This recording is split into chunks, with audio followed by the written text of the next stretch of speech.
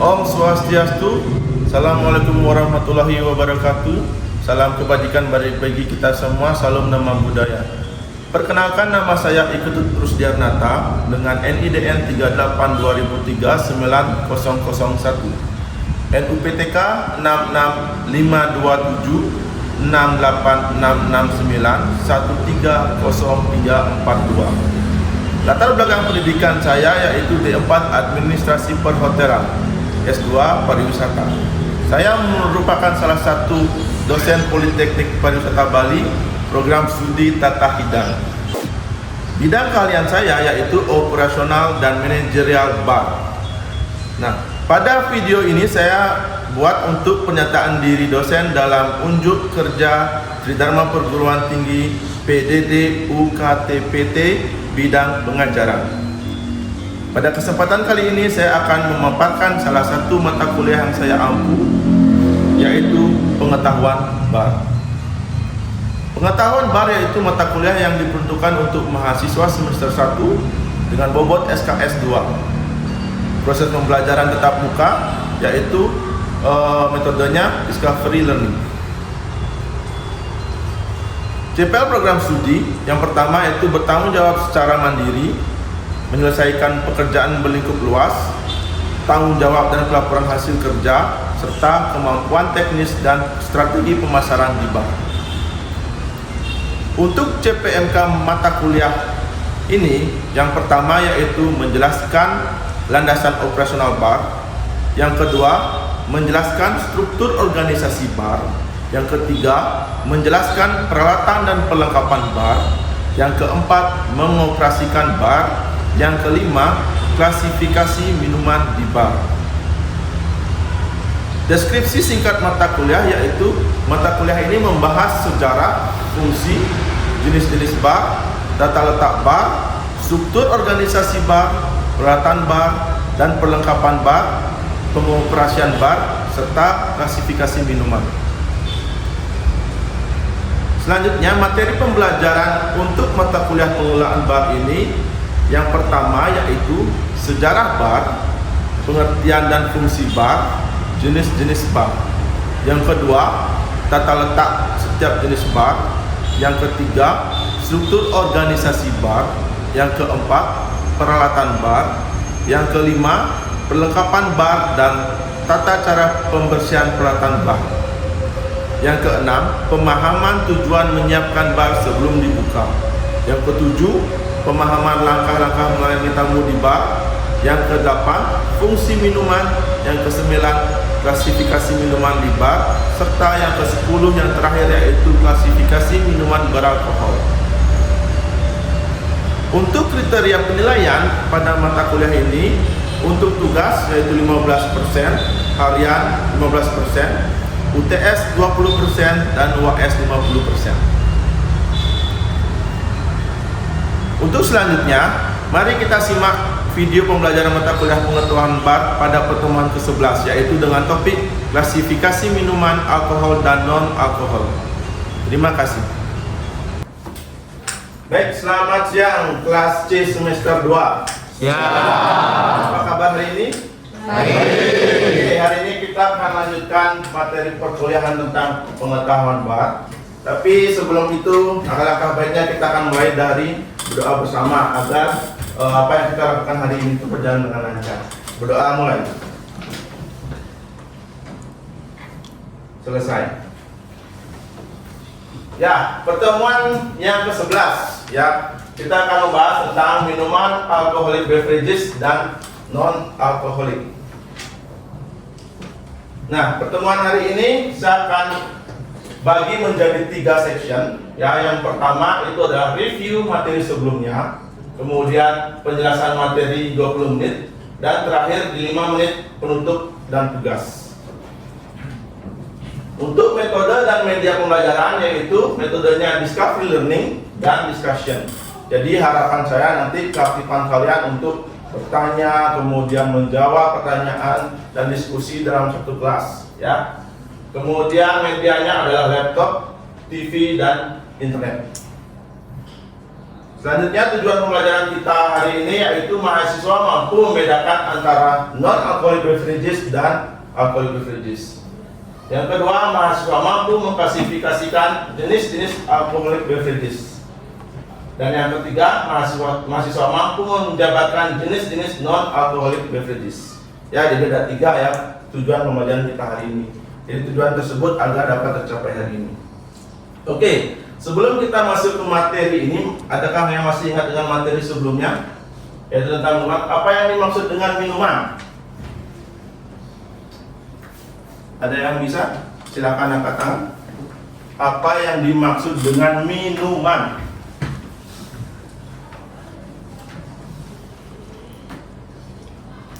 Ayo. Atau fungsi minuman itu apa? Silakan, ada yang ingin mencoba? Ya, silakan. Nanam. Minuman itu adalah suatu cairan yang diminum oleh manusia dengan tujuan untuk menghilangkan haus atau melancarkan pencernaan. Bagus sekali ya. Jadi minuman itu adalah segala jenis cairan ya yang bisa dikonsumsi, yang fungsinya untuk menghilangkan haus, kemudian meningkatkan energi dan sebagainya. Oke. Nah, selanjutnya minuman itu kita bagi menjadi 2 jenis, yaitu minuman alcoholic beverages dan non-alcoholic beverages. Jadi ada minuman yang mengandung alkohol dan minuman yang tidak mengandung alkohol. Nah, minuman ini ya berdasarkan jenisnya itu ada 2, alkohol dan non-alkohol. Nah, untuk minuman alkohol itu ada beberapa bagian ya, beberapa cara, yaitu dengan cara fermentasi ya, kemudian destilasi, dan satu lagi adalah minuman campuran atau yang sering kita sebut dengan cocktail. Ya, untuk fermentasi ada beberapa jenisnya, kemudian destilasi ada juga pembagiannya, dan nanti di pembagian minuman tersebut akan dibagi lagi turunannya. Ya, itu untuk alkoholik. Kemudian untuk non-alcoholic beverages itu ada 3, yaitu stimulating, nourishing, sama refreshing. Ya, stimulating itu artinya untuk perangsang, ya, perangsang nafsu minum maksudnya. Ya, kemudian nourishing itu artinya apa ya istilahnya, menyegarkan. Ya, refreshing menyegarkan, dan nourishing itu sebagai energi. Ya, sebagai energi, penambah energi. Selanjutnya alcoholic beverages. Kita akan mulai dari alcoholic beverages. Nah, fermentasi atau fermented beverages itu ada beberapa contohnya ya. Salah satunya itu adalah wine. Ada berapa jenis wine? Banyak ya. Ada white wine, red wine, kemudian sparkling wine, rosé ya. Itu semua adalah hasil dari fermentasi atau minuman fermentasi. Kemudian bir itu juga dari hasil fermentasi. Oke. Selanjutnya destilasi. Jadi apa itu destilasi? The process in which alcohol is separated from mash or fermented juices by heating it, resulting in evaporating of the vapors of alcoholic which are then collected and cooled to liquid form. Jadi proses fermentasi itu adalah proses pemisahan antar dari tumbukan ya. Tumbukan kayak mash itu semacam gandum misalkan ditumbuk ya. Kemudian diisi air, kemudian jusnya itu akan dipanaskan. Setelah dipanaskan, dia akan memunculkan uap. Ya, uapnya itu nanti akan dikumpulkan dan didinginkan sehingga menghasilkan liquid yang mengandung alkohol. Seperti itu. Nah, untuk gambarannya kurang lebih seperti ini. Ya. Jadi bahan yang sudah tercampur tadi dipanaskan, kemudian dia akan menguap, pengumpulan uap, kemudian diproses. Nah, di sini proses pendinginan sehingga dia akan netes cairan. Kemudian itu akan berkumpul dan menjadi tetesan cairan yang mengandung alkohol. Ya, seperti itu. Sampai di sini ada pertanyaan? Belum ya? Oke, kita lanjutkan. Nah, distilled beverage. Jadi apa yang minuman-minuman yang terbuat dari proses destilasi? Ada yang tahu?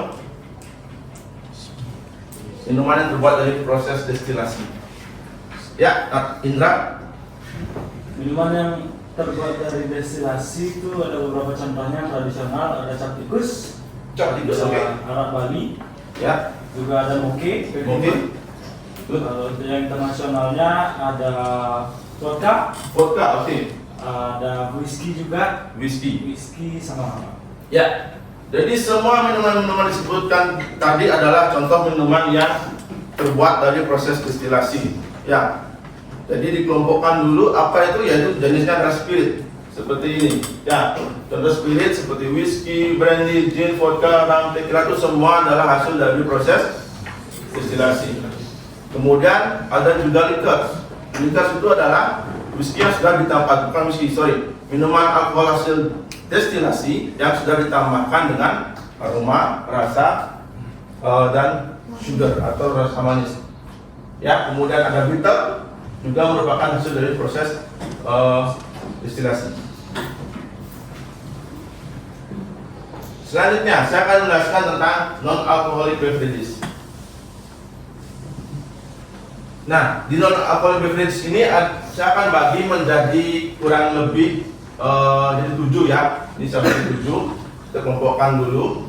Yaitu yang pertama itu ada natural mineral water. Pernah dengar apa itu natural mineral water? Normal water. Air mineral, contohnya? Aqua, Leo, Equil, mineral dan sebagainya. Ya, jadi natural mineral water itu adalah minuman yang diperoleh dari hasil alam, ya, tanpa melalui proses apapun, tanpa melalui penambahan apapun, ya. Jadi itu adalah air alami, ya. Cuman dia akan diproses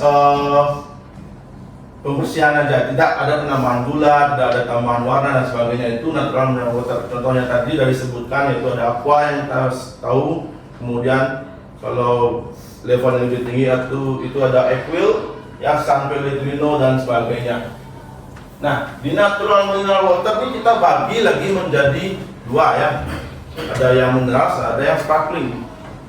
Ya, sparkling itu bukan soda, itu beda. Sparkling itu yang dari bahan alami yang didapat dari pegunungan, tapi mengandung CO2. Itu berbedanya dengan soda water. Nah, kalau soda di mana maksudnya? Soda maksudnya di artificial. Ya, artificial mineral water. Itu soda water. Sama dengan soft drink seperti Coca-Cola, Fanta, Sprite, tonic water, itu sudah termasuk ke dalam artificial. Jadi sudah ada penambahan rasa di sana.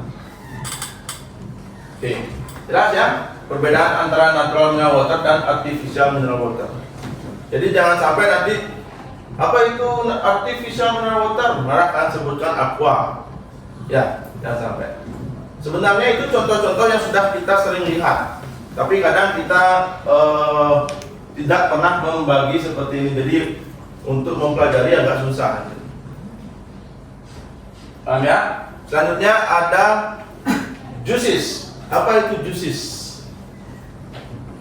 Nah, yang suka jus silakan. Apa itu juices? Sari buah. Hanya buah? Sayur bisa juga. Apa lagi? Hah? Selain sayur apa bisa? Ayo, apakah jus itu hanya terbuat dari buah? Sayur sudah disebutkan, apa lagi? Rempah? Apakah rempah itu mengandung jus? Jus itu apa? Cairan. Jadi bahan yang mengandung cairan itu bisa dibuatkan atau disebut sebagai jus. Apa lagi? Umbi. Pernah mendengar jus buah, jus bit? Bit, buah bit, tahu kan? Bit itu bukan buah, itu adalah umbi. Wortel ya. Nah, wortel buah. Tidak, karena dia di bawah tanah, dia umbi. Itu kan bisa dijadikan jus kan, cari sarinya kan. Ya. Nah, jadi ada 3. Jadi bukan cuma buah, jadi kita ada sayur, juga ada umbi. Kemudian squash and crush. Squash tahu kan, seperti orange squash, lime squash, ya. Jadi minuman mocktail ya. Itu ya, yang kita sebut dengan squash, minuman mocktail yang ditambahkan dengan soda. Nah, mau kalau pakai orange berarti jadi orange squash. Kalau pakai lime menjadi lime squash. Kalau pakai lemon jadi lemon squash. Seperti itu. Selanjutnya healthy drink atau supplement drink. Ada yang tahu apa itu healthy drink? Minuman sehat, contohnya jamu, tuh apa lagi? Lolo yang kita punya yang terkenal di Bali lolo apa? Lolo cem-cem. Apa lagi? Wedang jahe. Apa lagi?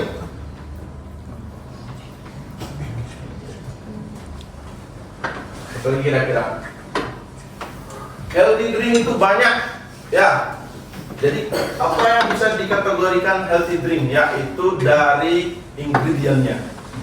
Jadi bahan-bahannya apa aja itu yang dikategorikan sehat, itu bisa kita buatkan minuman healthy drink. Suplemen drink apa itu? Cutting day, betul tidak? Apa lagi? Red Bull, apa lagi? Exados, Hemapiton, UC 1000. banyak ada. Tapi kita nggak pernah sebut dia suplemen drink. Tapi kalau kita baca di balik labelnya itu ada mengandung apa, ya, untuk keperkasaan itu misalnya, ya, suplemen drink. Kemudian sirup, apa itu sirup? Apa itu sirup? Jus yang tambahkan gula. Hah? Jus yang tambahkan gula. Jus yang tambahkan gula. Ada yang lebih tepat lagi? Jus yang ditambahkan gula. Apa itu sirup? Cairan yang manis, Pak. Cairan yang manis. Simpel sirup itu apa? Air gula. Air gula. Sama nggak air gula dengan sirup? Apa perbedaan air dengan sirup? Sirup lebih kental dan jadi sirup itu kata kuncinya adalah kental. Jadi cairan kental yang terasa manis. Ya, contohnya simpel sirup. Makanya dikasih tahu sama Pak Anggar kalau mau bikin simpel sirup itu perbandingan gula sama air itu segini, harus dipanaskan segini, kentalannya segini gitu. Jadi kalau nggak sesuai kentalannya itu nggak bisa disebut dengan simpel sirup. Dibuang sirup sama Pak Anggar, ya kan? Ya, seperti itu. Ya. Jadi udah Pak, ini toh juga ini air sama gula sama-sama aja, nggak bisa seperti itu.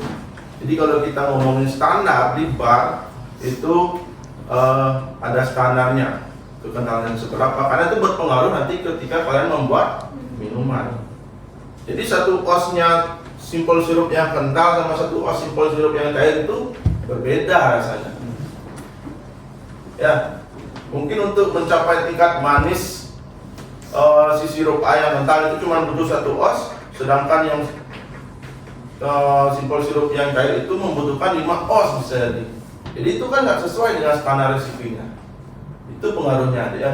Makanya Pak Angga atau Pak Agus yang mengajar bar praktek itu sering mewanti-wanti kalian bahwa simpel sirup itu harus standarnya perbandingannya 1:1 dipanaskan sekian menit sehingga kentalannya segini ya, sampai segitu. Nah, ya perbedaannya ya. Itu simpel sirup. Kemudian ada yang namanya aromatic atau stimulating water. Apa itu aromatic atau stimulating water? Hah? Tidak tahu? Infused water. Infused water tergantung bahan infusnya apa. Aromatic atau stimulating water itu apa?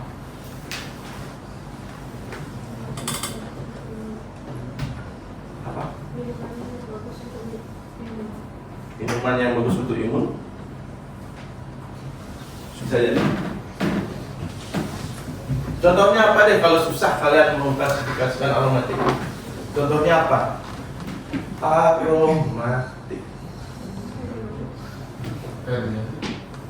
Air jahe, bisa jadi. Kayu manis, bisa jadi. Kira-kira apa aromatik isinya ya? Teh. Good. Apa lagi? Jahe itu bisa kan teh kan? Nyati disebut oke teh. Apa lagi? Aromatik. Coba teh. Kopi. Kopi. Apa lagi? Ayo mendekati nih teman-temannya juga itu kalau kopi pasti ada gini tuh. Jajal. Apa? Susu. Oke. Oh, yogurt. Ya. Bisa. Bisa ya. Kopi. Nah, kopi itu apa? Ada turunannya karena belajar barista kan. Nah, Arabica, Liberica, Robusta. Kemudian teh ini apa aja ada oolong dan sebagainya. Ya kan? Seperti itu. Itu dikategorikan ke dalam aromatik atau stimulating. Nah, sampai di sini ada pertanyaan dulu. Sudah jelas, ya? Jadi jangan sampai keliru. Jadi untuk non alcoholic beverage itu adalah turunannya seperti ini. Nah, jadi kita berbicara dari yang natural dulu, ya, minuman yang alami dulu. Kemudian yang dicampurkan, ya, yang ini artificial ini sudah ditambahkan CO2, sudah ditambahkan perasa, pengawet dan sebagainya. Kemudian juices, nah juices saya sebutin tadi, ya, ada orange juice, lime juice, mangga juice, ya, kemudian ada squash atau crush, ya, kemudian ada healthy drink atau supplement drink, ada sirup, kemudian ada aromatic dan smoking water.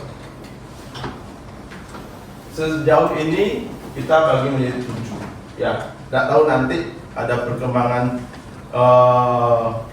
kreativitas dari kalian tentunya, ya bisa aja bertambah. Sama seperti yang dikategorikan ke dalam minuman spirit.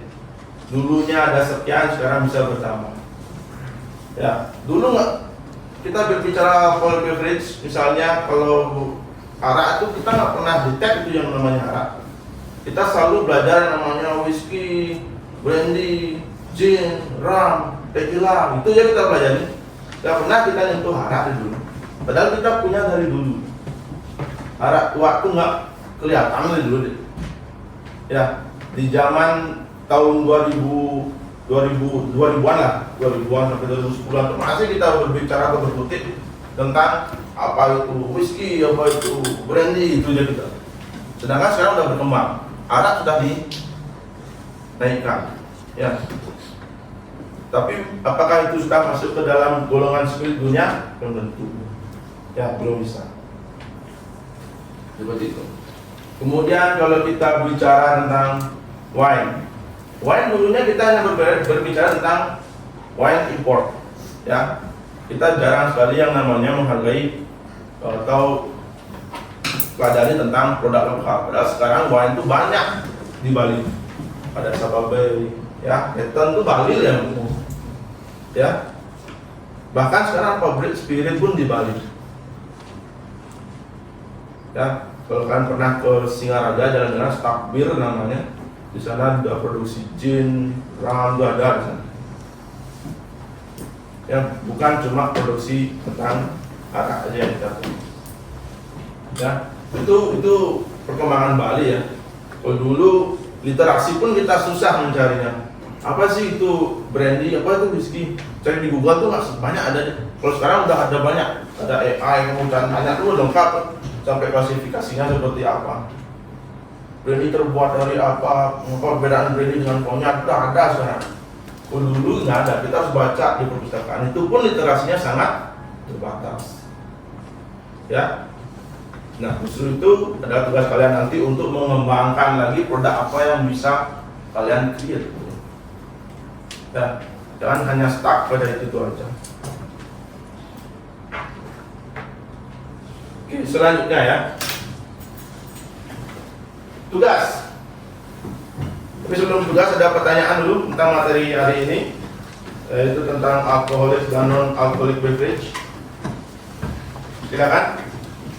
Kalau yang masih ragu bisa ditanyakan. Ya, Nathan. Pak, izin tanya, Ya. di distillate, apa setiap sebelum distillate itu prosesnya harus mengaitkan ragi dulu, atau memang pure dia langsung dari juices langsung didestilasi? Oke, pertanyaan yang sangat bagus. Jadi tergantung sekarang ke bahan yang digunakan. Nah, kalau arak itu kita nggak perlu lagi tambahin lagi, kan dia udah dari alami, udah terfermentasi. Wah itu. Ya itu adalah fermentasi alami. Makanya kalau kita berbicara fermentasi itu ada dua, fermentasi buatan sama fermentasi alami. Jadi fermentasi natural itu nggak usah kita tambahkan lagi, dia udah mengandung alkohol. Seperti kalian, apa istilah Balinya untuk yang tua? Nah kalau kalian diamkan itu, dia akan dari baru panen sampai sehari dua hari itu rasanya akan berbeda, ya. Gitu. Jadi kalau kita berbicara yang bahannya alami seperti tuak, itu langsung nanti melalui proses destilasi, dipanaskan. Dan misalkan 1 liter memanaskan tuak belum tentu dapat araknya 1 liter, karena ada proses penguapan juga di sana. Penguapan, uapnya terkumpul, baru nanti didinginkan sehingga uapnya itu berubah menjadi embun-embun yang menjadi cairan yang menetes. Ya, jadi kualitasnya juga berbeda ketika di fermentasi pertama dengan fermentasi yang kedua. Jadi kualitas araknya juga berbeda tergantung dari tuak yang A sama tuak yang B. Ya, setiap pabrik itu punya standarnya masing-masing. Ada yang dipakai arak kelapa, ada yang pakai nira dan sebagainya. Begitu. Nah, sedangkan kalau whisky kita berbicara whisky, dia melibatkan ragi karena bahannya itu adalah grain, biji-bijian. Jadi dibuatkan malt, istilahnya dikecambahkan dulu bijinya. Ya. Nah, kalian melihat atau membuat atau praktek menaruh kacang dibasahin itu, dia akan mengeluarkan kecambah. Jadi kecambahkan dulu, baru dia nanti akan ditumbuk dan sebagainya. Ditumbuk, tambahkan lagi, tambahkan air, nah baru dia proses destilasi. Kapan di stop raginya baru proses destilasi. Seperti itu. Apakah ditambahkan gula lagi kalau untuk bahan yang green? Kira-kira gimana? Karena kalau kita proses fermentasi pasti butuh gula ya. Kalau bahannya green ditambahkan gula apa enggak? Menurut kalian? Tergantung jenis greennya. Ya, kalau gandumnya misalnya udah cukup di sekiranya kadar gulanya, ya udah nggak usah ditambahkan. Justru semakin ditambahin semakin lama proses fermentasinya jadinya. Terus dia akan raginya makan selesai. Ya, jadi fermentasi itu stop ketika ragi itu habis dimakan. Gula itu habis dimakan ragi. Seperti itu. Ya, itu makanya ketika buat whisky itu butuh lagi bisa. Apapun yang berbahan dasar dari biji-bijian. Juices juga kalau misalkan perlu ditambahin.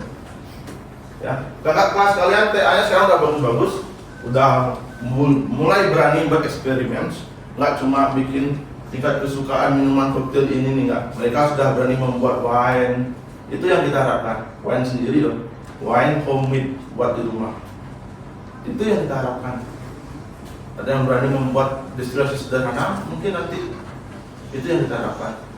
Saya mau membuat arak yang terbuat dari apa yang misalkan yang belum ada. Arak salak itu misalkan, arak nanas itu silakan.